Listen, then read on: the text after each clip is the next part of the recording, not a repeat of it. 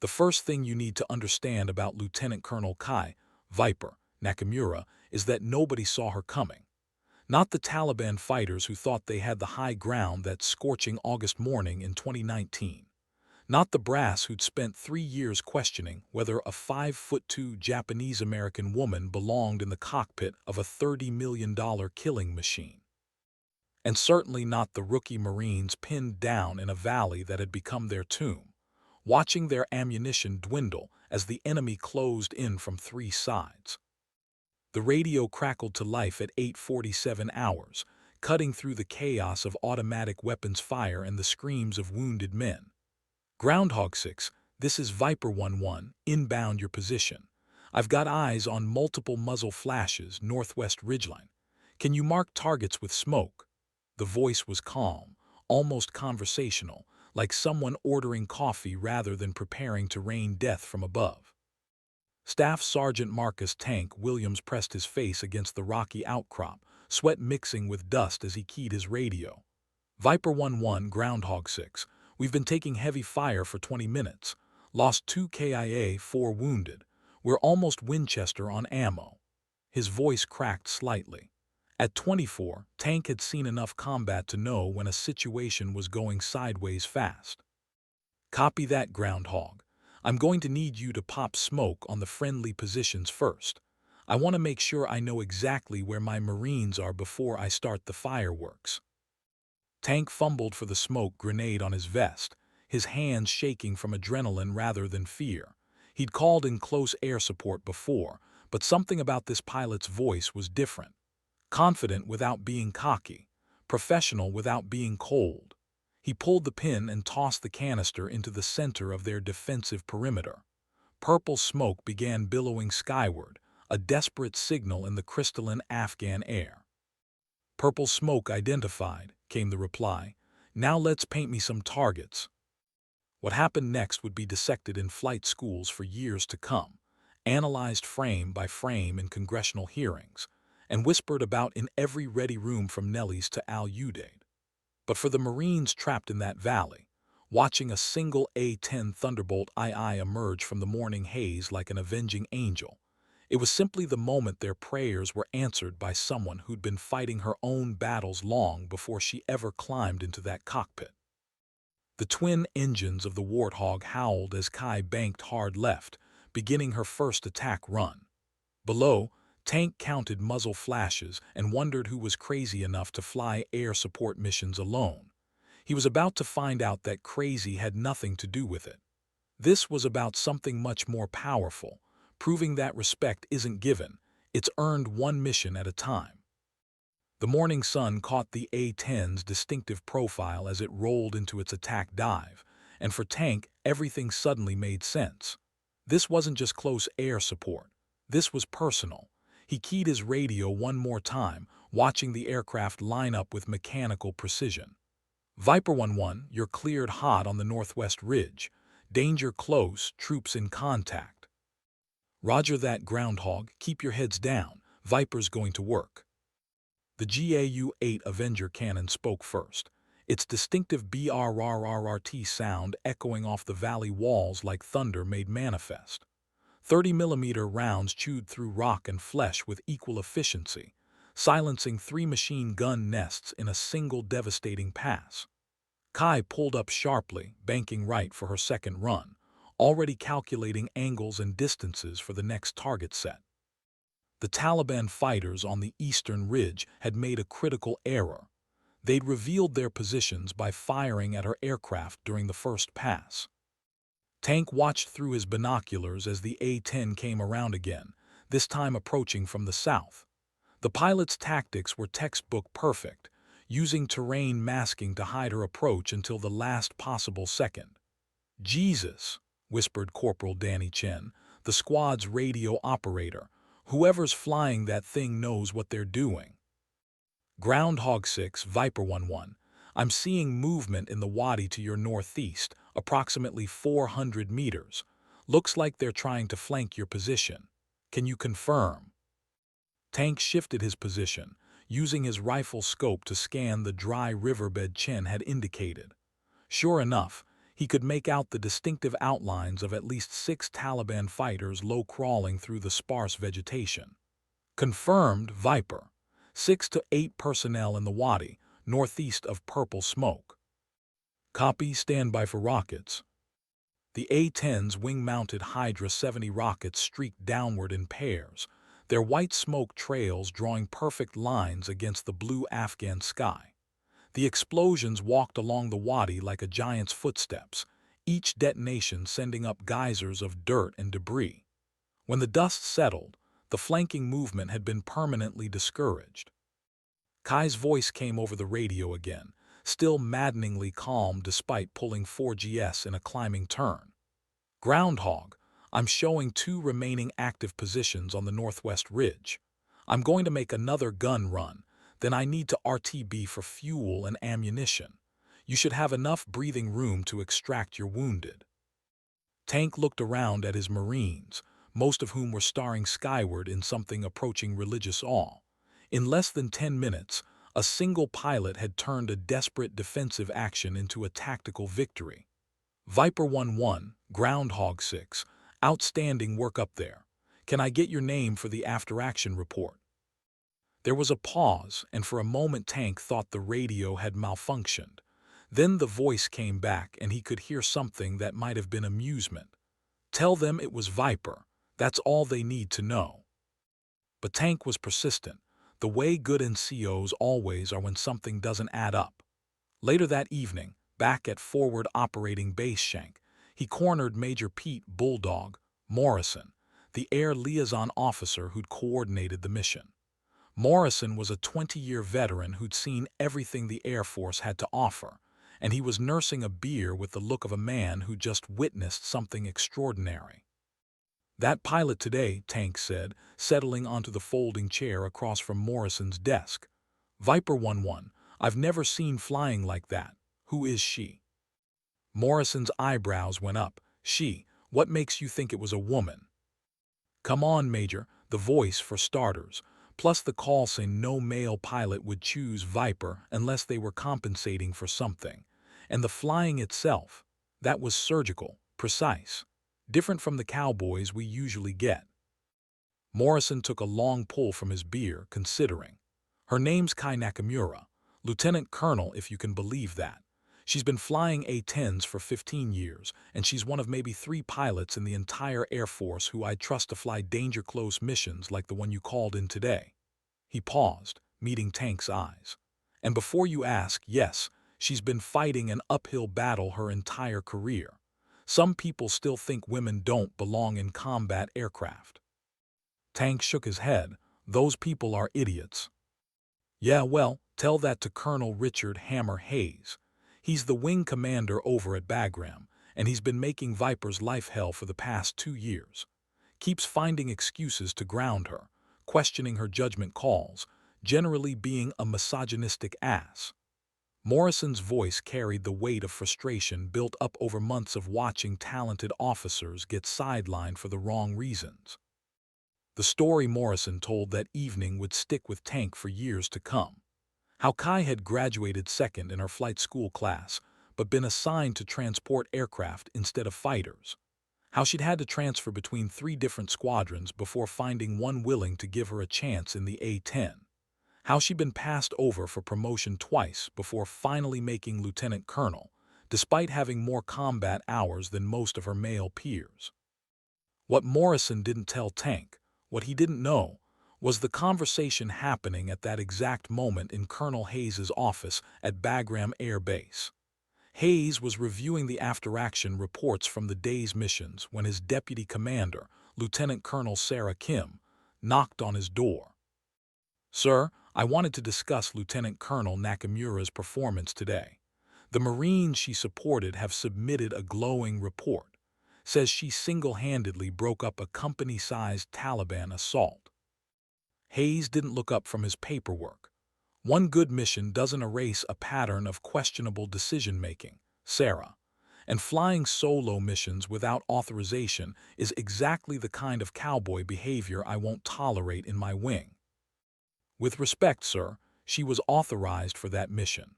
I signed the tasking order myself.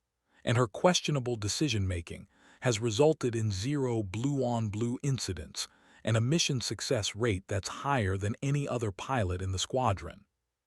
Hayes finally looked up, his weathered face set in the hard lines of a man who'd made up his mind years ago. She's reckless. Yesterday, she executed a gun run at less than 100 feet altitude, completely outside safe parameters, to save the lives of American Marines who were about to be overrun. Sir, I've reviewed the gun camera footage. Her altitude was appropriate for the tactical situation, and her target identification was flawless. Kim's voice remained professional, but there was steel underneath. She'd served with Kai for 3 years and had seen firsthand what the woman could do in a cockpit. Hayes stood up, walking to the map of Afghanistan mounted on his wall. Red pins marked current areas of Taliban activity, a constellation of threats that seemed to grow larger every week. I'm pulling her from combat missions, effective immediately. She can fly convoy escort and reconnaissance. Nice, safe missions where her need to prove herself won't get anyone killed. Kim felt her heart sink. Sir, you can't be serious. She's our most experienced A-10 pilot. The Marines specifically request her for close air support missions. My decision is final. Hayes turned back to his desk, effectively ending the conversation. But what he didn't see was the look of quiet determination that crossed Kim's face as she saluted and left the office. Some battles were worth fighting, even when victory seemed impossible. 3 days later, Kai was in the squadron ready room, staring at the mission board where her name had been conspicuously absent for 72 hours running. Around her, younger pilots prepped for missions she should have been leading, studying maps of valleys she knew better than her own backyard. The frustration was eating at her like acid, but she'd learned long ago not to let it show.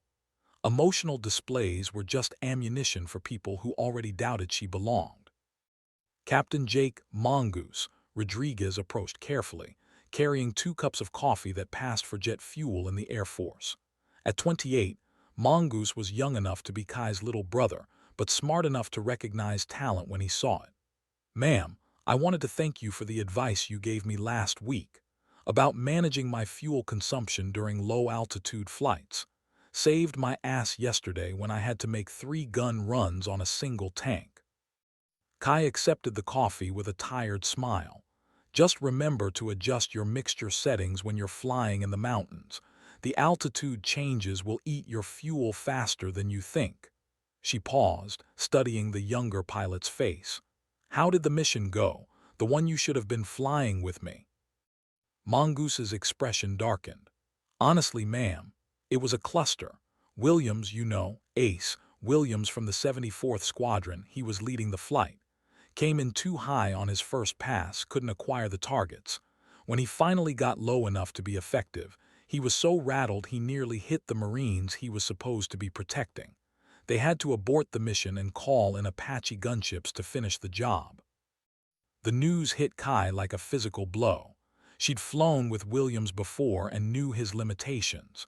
He was a competent pilot in controlled situations, but he lacked the instinctive feel for close air support that separated adequate pilots from great ones. Anyone hurt? No, ma'am, but only because the Marines had good cover and the Taliban were using mostly small arms. If it had been a more complex target set. He didn't need to finish the sentence. They both knew how badly things could have gone wrong. Kai stared into her coffee, seeing her own reflection distorted in the dark surface. 15 years of flying, over 2,000 combat hours, and she was being sidelined because of politics and prejudice. The injustice of it burned in her chest like a lit fuse, but she'd learned to channel that fire into something more useful than anger. Mongoose, she said finally, I need you to do something for me, unofficially. She met his eyes, seeing the loyalty there that she'd earned through countless hours of mentorship and shared danger. I need you to keep me informed about the complex missions, the ones where experience matters. Can you do that? Mongoose nodded without hesitation. Of course, ma'am, but what are you planning? Kai's smile was sharp as a blade. I'm planning to be ready when they need me, because they will need me, eventually. And when that moment comes, I'm going to make damn sure I don't let anyone down. The moment came sooner than anyone expected, at 3:47 hours on a moonless Thursday morning, when the Taliban decided to test the coalition's response time with a coordinated assault on 3 separate outposts. The attacks were sophisticated, well-planned, and designed to stretch Allied resources to the breaking point. Within minutes, every available aircraft was scrambled, pilots stumbling from their bunks to racing engines in a desperate attempt to get airborne before more soldiers died. Kai was in the Squadron Operations Center when the alerts started coming in, monitoring the radios out of habit even though she wasn't officially on the flight schedule. The first distress call came from Firebase Courage, a small outpost near the Pakistani border that housed barely 50 soldiers. The voice on the radio was tight with controlled panic. Any station, this is Courage 6. We are taking heavy fire from multiple directions. We have wounded and are running low on ammunition. We need immediate close air support, over. Lieutenant Colonel Kim burst through the door, her face grim in the red light of the operations center. Kai, I know what Hayes said, but I need every experienced pilot we have. Firebase Courage is about to be overrun, and the nearest Apache is 20 minutes out. Can you be airborne in 5? Kai was already reaching for her flight gear before Kim finished the question. 4 minutes, she said, pulling on her G-suit with practiced efficiency. What's the tactical situation? Bad. They're facing at least a company-sized assault, possibly larger. Multiple machine gun nests, RPGs, and what sounds like mortars. The Marines are dug in, but they won't last long without air support. Kim handed Kai the mission folder, their fingers touching briefly in a moment of shared understanding. Both women knew this mission could end Kai's career if things went wrong, and that American lives depended on her willingness to take that risk. Kai sprinted across the tarmac to her aircraft. Crew Chief Master Sergeant Tony Wrench Kowalski, already pre-flighting the A-10, with the efficiency of a man who'd been turning wrenches for 25 years. The Warthog gleamed under the runway lights, 30 feet of purpose-built destruction that had earned its fearsome reputation in countless battles across the globe. She's ready to go, Colonel, Wrench called out, his Chicago accent thick in the pre-dawn air. Full load of 30mm, 8 Mavericks, and enough fuel for 2 hours on station, just the way you like her. Kai performed her pre-flight inspection with the methodical precision that had kept her alive through thousands of combat hours. Every rivet, every panel, every weapon system got her personal attention. The A-10 was an unforgiving aircraft that demanded respect, but it was also the most effective close air support platform ever built. In the right hands, it was less a machine than an extension of the pilot's will. The engine startup sequence was second nature after 15 years, but Kai still felt the familiar thrill as the twin General Electric turbofans spooled up to full power. The A-10 might not be the fastest or prettiest aircraft in the Air Force inventory, but it was built to take damage and keep flying, to loiter over battlefields for hours and deliver precision firepower exactly where it was needed most. Bagram Tower, Viper 11 requesting immediate departure, Runway 27, emergency combat mission. Viper 11 Bagram Tower, you are cleared for immediate takeoff, Runway 27, fly safe out there, Colonel. They accelerated down the runway with the steady, inexorable power that had given the aircraft its nickname. As the main gear lifted off the concrete and Kai retracted the landing gear, she felt the familiar transformation that came with flight, the weight of earthbound concerns falling away as she entered the element where she truly belonged. The flight to Firebase Courage took 18 minutes, the A-10 boring through the darkness at maximum cruise speed while Kai monitored 3 different radio frequencies simultaneously. The chatter told a story of increasing desperation, ammunition running low, wounded Marines unable to be evacuated, and enemy forces pressing closer with each passing minute. Courage 6, this is Viper 11, inbound your position. I need a full tactical brief and immediate marking of friendly positions." The relief in the ground controller's voice was audible even through the static of tactical radio. "Viper 1-1, Courage 6. Thank God you're here, ma'am. We've got approximately 70 Taliban fighters attacking from the north and east ridgelines. They've got at least 4 heavy machine guns and 2 RPG teams. We're dug in behind the perimeter wall, but they're getting closer every minute." Kai could see the fire base now, a small cluster of concrete buildings and defensive positions silhouetted against the fires burning in the valley below. Muzzle flashes sparkled along the ridgelines like deadly fireflies, and she could see the distinctive orange streaks of RPG rounds arcing toward the American position. "Courage 6, I need you to mark your perimeter with infrared strobes. I'm going in dark for my first pass. I don't want to give the bad guys any warning." Kai switched off her navigation lights and began her first attack run, diving toward the northern ridgeline, where the heaviest concentration of enemy fire originated. The A-10's targeting systems painted the landscape in shades of green and white, clearly delineating the heat signatures of human beings among the rocks and sparse vegetation. At 2,000 feet altitude, she could see everything with perfect clarity. The GAU-8 cannon spoke with its familiar voice of thunder, 30mm rounds chewing through rock and steel and flesh with equal efficiency. The first burst silenced 2 machine gun nests permanently, the weapon systems disappearing in brief flowers of flame and smoke. Kai pulled up sharply, already planning her second pass as she watched secondary explosions bloom along the ridgeline. "Outstanding, Viper. You got them." The excitement in the Marine's voice was infectious, but Kai was already focused on the next target set. Professional discipline was what separated successful close air support missions from tragic accidents, and she'd seen too many young pilots get careless when the adrenaline started flowing. Her second pass targeted the RPG teams, the Maverick missiles streaking down from the A-10's wing pylons to impact with devastating precision. Each missile carried a 300-pound warhead designed specifically to destroy fortified positions, and the Taliban fighters who'd thought themselves safe behind rocky outcroppings learned otherwise in the space of heartbeats. For the next 40 minutes, Kai worked the target area with the systematic precision of a surgeon, eliminating threats in order of priority, while constantly communicating with the Marines on the ground.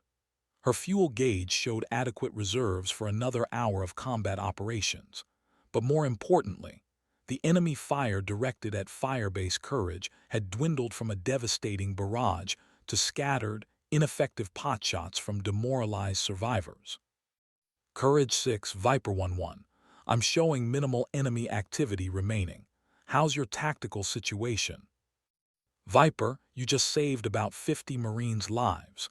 We've got the wounded stabilized and ready for evacuation, and the perimeter is secure.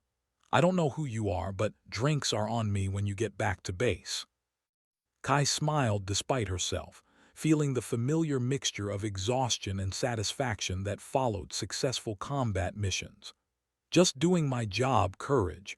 Viper heading home." The flight back to Bagram gave her time to think about what came next.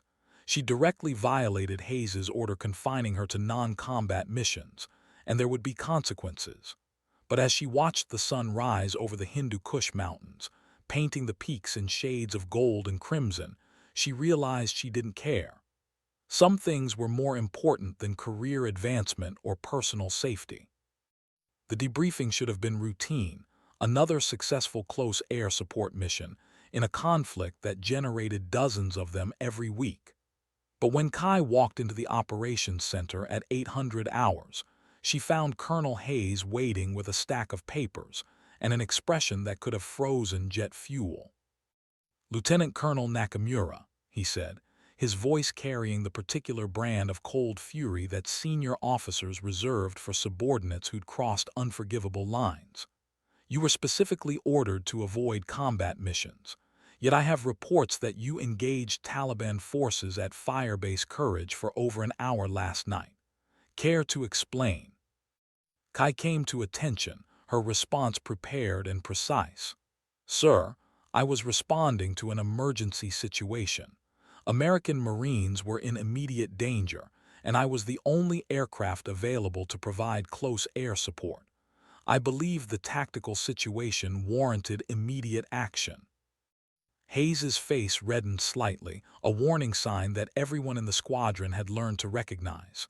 "You believed. Lieutenant Colonel, you are not paid to believe. You are paid to follow orders. My orders. And my orders were clear: no combat missions." The operations center had gone quiet, junior officers and enlisted personnel suddenly finding urgent business at their workstations, rather than risk witnessing what was clearly going to be an epic confrontation between two strong-willed leaders. But Kai held her ground, meeting Hayes's glare with steady professionalism. "Sir, with respect, 50 Marines are alive this morning because I made the decision to engage. I'm willing to accept any consequences for that choice." It was Lieutenant Colonel Kim who broke the tense silence, entering the operations center with a folder thick with official paperwork. "Colonel Hayes, I think you need to see this. It's a commendation request from the commanding officer of Fire Base Courage. He's recommending Lieutenant Colonel Nakamura for the Distinguished Flying Cross for her actions last night." Hayes snatched the folder, scanning the documents with growing disbelief. The citation was effusive in its praise, detailing Kai's tactical brilliance and precision under fire. More importantly, it was signed by a full colonel, someone with enough rank to make Hayes think twice about any precipitous disciplinary action. "This doesn't change anything," Hayes said finally, but some of the wind had gone out of his sails. "Insubordination is insubordination, regardless of the outcome. Lieutenant Colonel Nakamura, you're grounded pending a formal investigation into your conduct." Kai felt the words hit her like a physical blow, but her expression didn't change. She'd known this moment might come from the first time she'd strapped on a flight suit 15 years ago. The military was changing, slowly and sometimes reluctantly, but it was still an institution built by men for men. Women like her were tolerated as long as they didn't rock the boat too vigorously. "I understand, sir. When do you need my flight gear?" Hayes seemed almost surprised by her calm acceptance. He'd expected anger, maybe tears, some kind of emotional display he could use to justify his decision. Instead, he was faced with a professional officer accepting the consequences of her choices with quiet dignity. "Report to base operations at 1400 hours. You'll be assigned to administrative duties until this matter is resolved." He turned and left the operations center, leaving Kai alone with her thoughts and the uncomfortable silence of her fellow officers. It was Captain Rodriguez who approached first, his young face tight with controlled anger. "Ma'am, this is bullshit.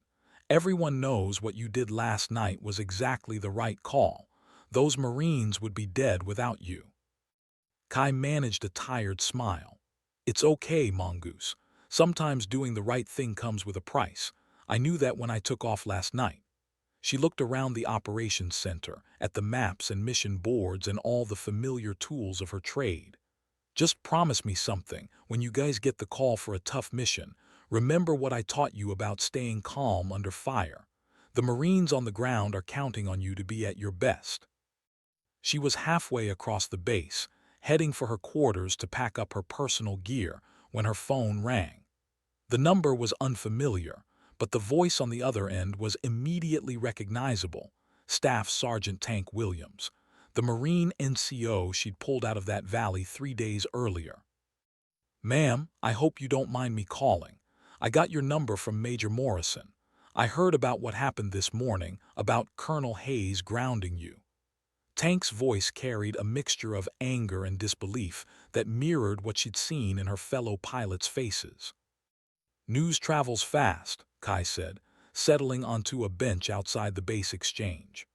Around her, the normal bustle of military life continued: airmen heading to chow, maintenance crews prepping aircraft, the endless cycle of activity that kept the war machine running. Ma'am, I want you to know that my Marines and I are putting together a letter.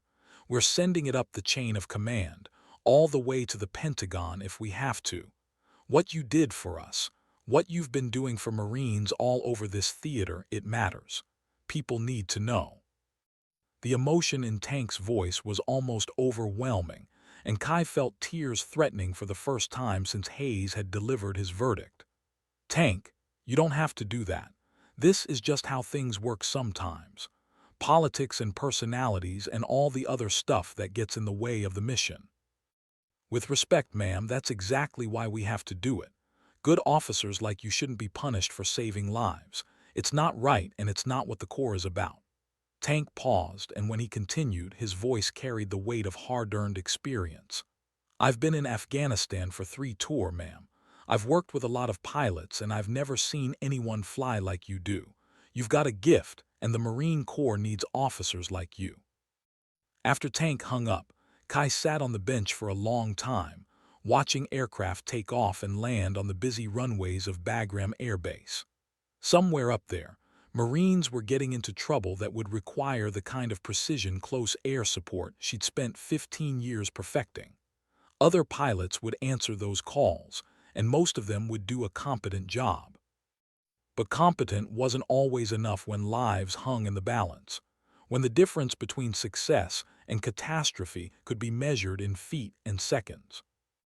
The next 3 weeks were the longest of Kai's career. Confined to administrative duties, she processed paperwork and attended meetings while her fellow pilots flew the missions she should have been leading.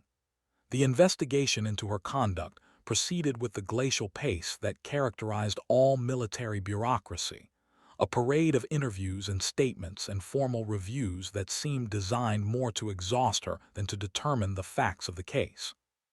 But Tank Williams had been as good as his word.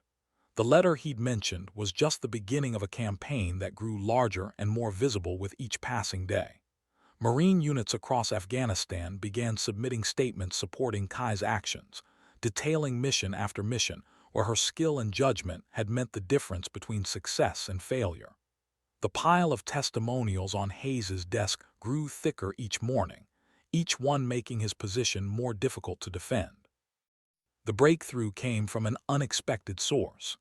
General Patricia Morrison, no relation to Major Pete Morrison, was the first female 3-star general in Air Force history, and she'd built her career on the principle that competence mattered more than politics.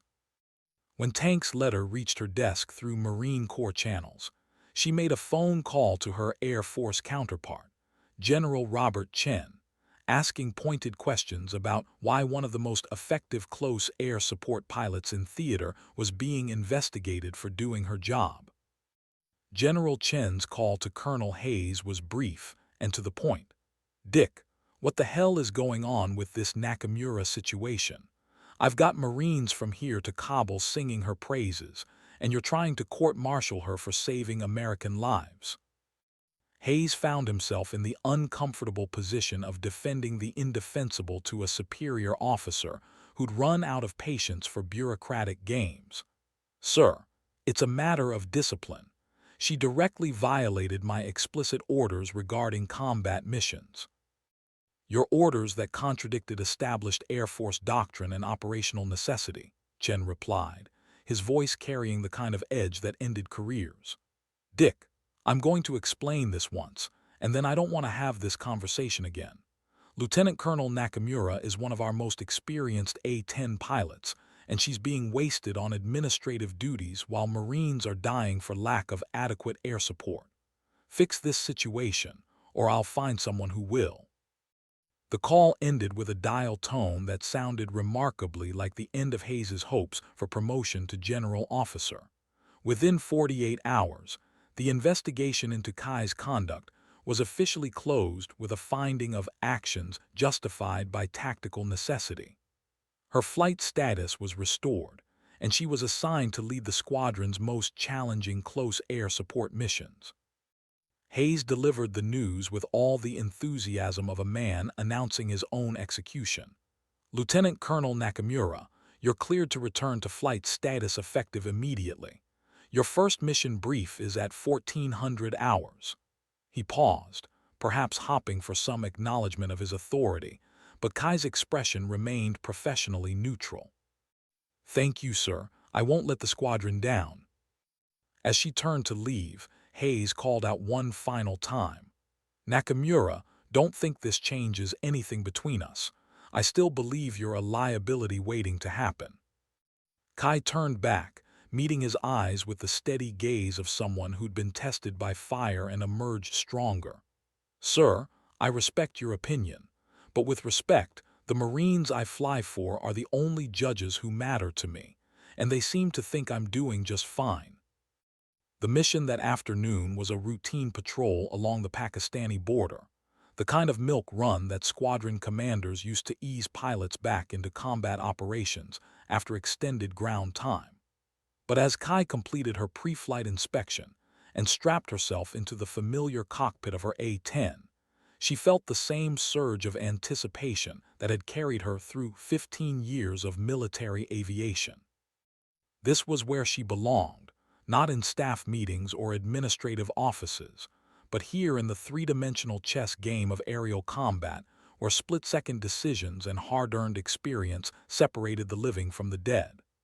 The A-10's engines spooled up with their familiar whine, and Kai felt the last 3 weeks of frustration and doubt fall away like a shed skin. Bagram Tower, Viper 11 requesting departure, runway 27. Viper 11 cleared for takeoff. Welcome back, Colonel. As the A-10 lifted off into the crystalline Afghan sky, Kai allowed herself a small smile. The battles were far from over with Hayes, with the prejudices that still infected too many corners of the military, with her own demons and doubts. But for now, she was exactly where she needed to be, doing the job she was born to do. Below her, the rugged landscape of Afghanistan stretched to the horizon, a tapestry of ancient conflicts and modern warfare that had claimed too many good people on both sides. Somewhere down there, young Marines were counting on her skills and judgment to keep them alive long enough to go home to families who loved them. It was a responsibility she'd never taken lightly, and one she was honored to carry. The sky above was limitless and blue, full of possibilities and challenges, and the kind of freedom that could only be earned through dedication and sacrifice. Kai Viper, Nakamura was exactly where she belonged, and for the first time in weeks, the future looked bright as the morning sun on her aircraft's wings. The radio crackled to life with the voice of her wingman, Captain Sarah Phoenix Kim, Lieutenant Colonel Kim's younger sister, recently graduated from flight school and eager to prove herself in combat. Viper 11, Phoenix 12. I've got you on radar, 2 miles in trail. Roger that, Phoenix. Stay tight on my wing and keep your eyes open. This sector's been quiet lately, which usually means something's about to happen. Kai's prediction proved accurate sooner than expected. They were 40 minutes into their patrol when the emergency call came through on the tactical frequency. Any station, this is Reaper 6. We are in contact with a large enemy force and taking heavy casualties. We need immediate close air support at Grid 41 SPR 12,340, 67,890. Multiple wounded, danger close situation. Kai checked her map, calculating distance and fuel consumption with the automatic precision of long experience. Phoenix, you copy that distress call. Roger, lead. Reaper 6 is about 15 minutes southwest of our current position. My fuel state is good for extended operations. Copy. Reaper 6, this is Viper 11 with Phoenix 12 in trail. We are inbound your position, ETA 15 minutes. Can you give me a tactical situation report? The voice that came back over the radio was tight with stress and exhaustion. Viper 11, Reaper 6. We're a Marine reconnaissance team, 12 personnel total. We've been compromised by what appears to be a Taliban patrol in company strength. They've got us pinned down in a rocky outcrop about 2 clicks north of the village of Karkona. We've got 4 wounded, including 1 urgent surgical case. Kai felt the familiar surge of adrenaline that accompanied high-stakes missions. A Marine recon team meant highly trained specialists whose intelligence-gathering mission had obviously gone sideways in a hurry. 12 Marines.